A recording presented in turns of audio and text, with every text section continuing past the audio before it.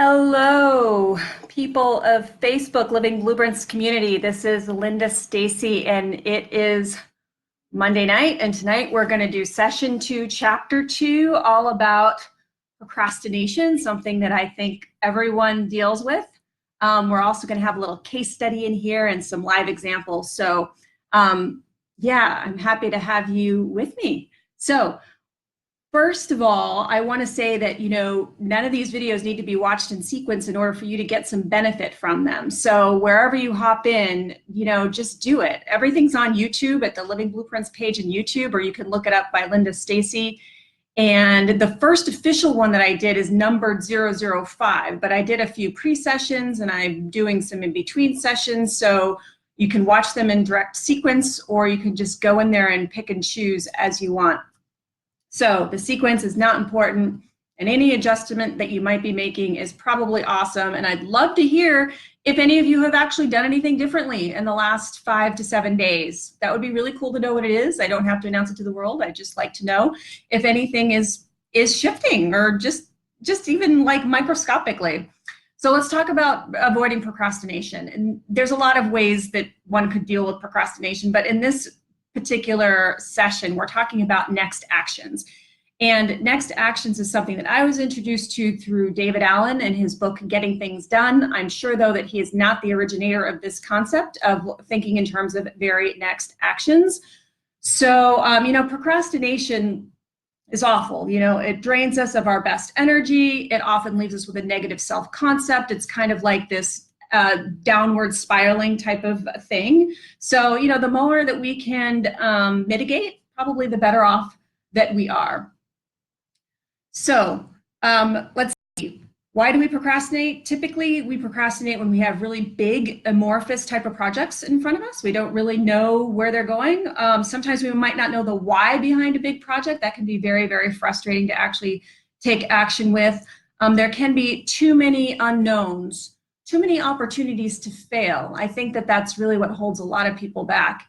And a couple things here from people who have seen a lot of success. Most people that have a lot of success that we see in the world, they have there's this iceberg analogy that, we're only seeing the top, the part that sticks out of the water. And underneath that is like all the years and the trials and tribulations and all the crap they went through to actually be the success that we can see on that top of the iceberg. And Sarah Blakely is one woman. She is the inventor of Spanx, and her father was very into getting his kids to understand failure and how important it was to be comfortable with failure, and actually asked them every night at dinner what they failed at that day. So this is very different from what a lot of us experience as kids, and that is a sense that, our parents are always looking for what we're doing wrong, and then we're being chastised for it in some way, and it's a very different type of thing. But failure is a great tool for learning, right? So procrastination, usually these are opportunities where there's a lot of opportunity for failure, basically. Another thing I heard from a very successful millionaire was around this concept that if he could actually see the end, if he knew where the entire project was going, or if he thought that way the whole way through, he'd probably be debilitated, or even like he would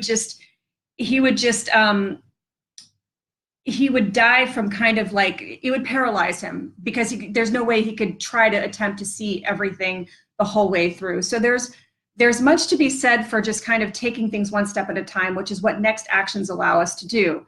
So when we did the brain dump, what will commonly happen when people get everything out of their head that's on their plate or coming up, they might write something down like anniversary, like they have their anniversary coming up, or their spouse's birthday. This kind of like, it's kind of scary. It's a little bit amorphous, and they're not sure what they're going to do.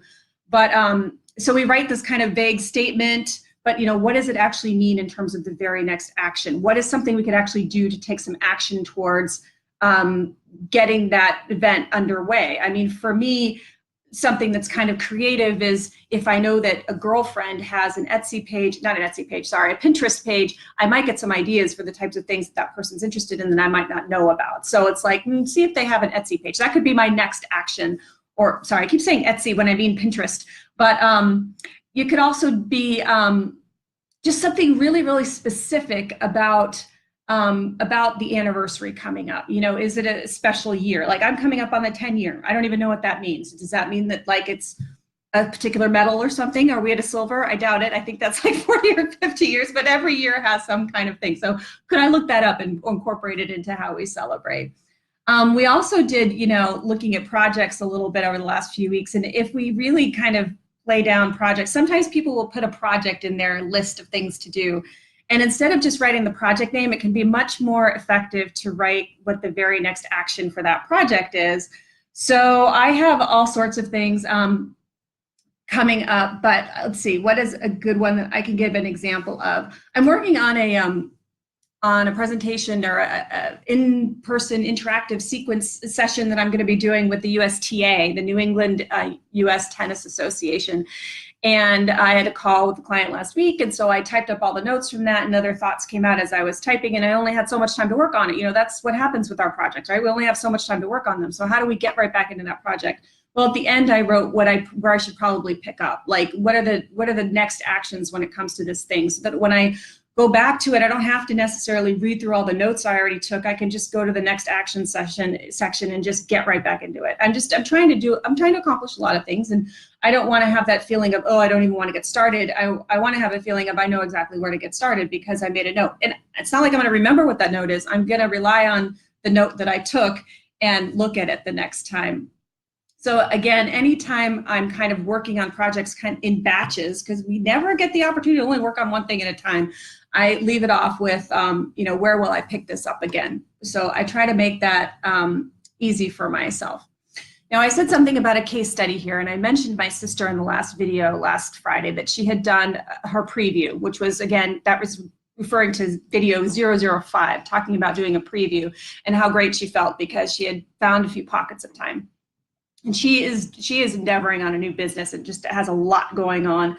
And today, best laid plans, and turns out one of the houses that she's renovating had a break-in. So she ended up thinking that she was going to be spending several hours at a police station, and instead I think she spent several hours at the house waiting for the police to show up, on like several hours. And because I'm here in LA, I didn't mention that, I actually eventually brought her computer and her planner pad and got her going. And this happens sometimes, that we get thrown curveballs, especially when we try a new routine. It'll happen when we start a new exercise plan, when we try a new eating regimen, and it's like, are we going to let it throw us off course? Or are we just going to realize that this is what happens?